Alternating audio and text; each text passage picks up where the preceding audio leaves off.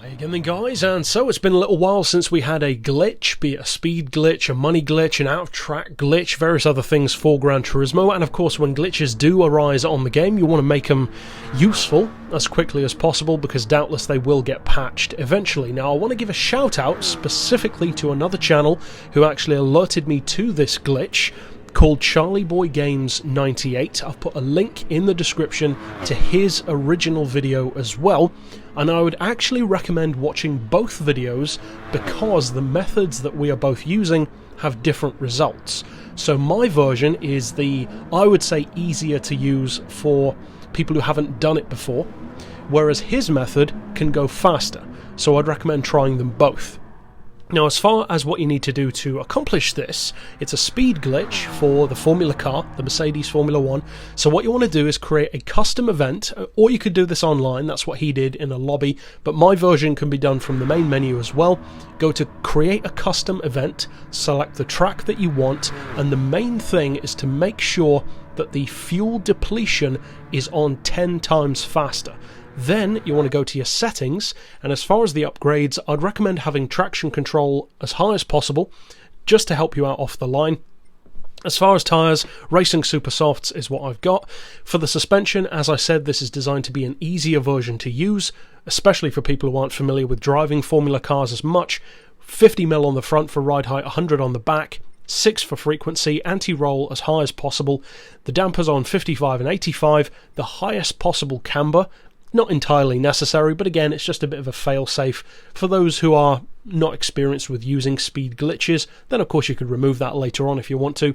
Neutral toe, downforce as low as possible. As far as the diff, halfway on initial torque, as low as possible for both acceleration and braking.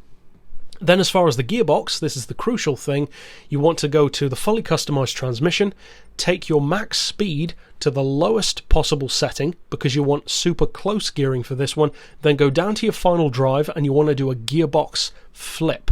So take the gearing, I believe it was all the way down to 2.5, it might have been all the way up, but whichever one gets you the highest numbers, in other words, I think it's down to 2.5 if I recall correctly, then that will allow you to get your individual gears, but especially first to go to 8.767, which is the shortest ratio you can get. Sounds counterintuitive, but it means that you get through the gear really quickly. It's a crazy fast gearbox. Now once you've done that, you want to go out to the event itself, and then because the fuel usage is on as high as possible, you do want to run the race as well with a manual gearbox. That is very important. I'll put a note on screen at the start of the video anyway to say about that anyway. But pop it up into 8th gear and just drive around the track. It doesn't have to be Le Mans, of course, but for obvious reasons, you've got a great straight on this circuit. As far as the fuel usage, as you can see in the bottom right, you want it set as far basically as possible toward power, which in other words makes it a rich mixture rather than lean, which burns through your fuel more quickly. And as you can see, we're already down to 78% because of the fact that it's on 10 times fuel speed. So what you want to do is basically just drive the car around for about 2 minutes, 2.5 minutes it will take to completely run out of fuel. So I'll do a little bit of a time lapse I should even say, to see what happens when you do. And then basically once you've run all the way down to no fuel, you'll notice that the car is slowing down, but then drop down a gear and you'll notice that the speed is now going up, and drop it all the way down to first gear and the car will fully engage the speed glitch.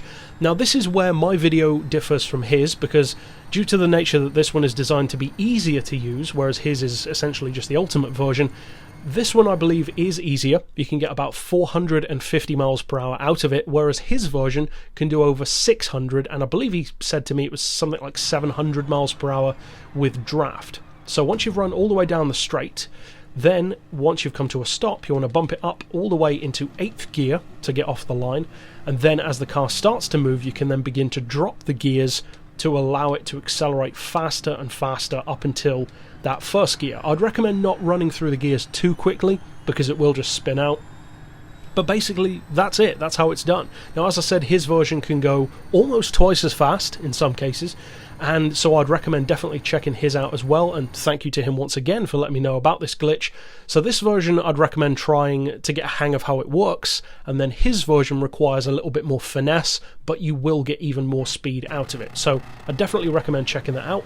So that's it for this glitch. Of course, stick around on the channel and be sure to check out his and show him some love from me as well. And for now, as always, thanks for watching.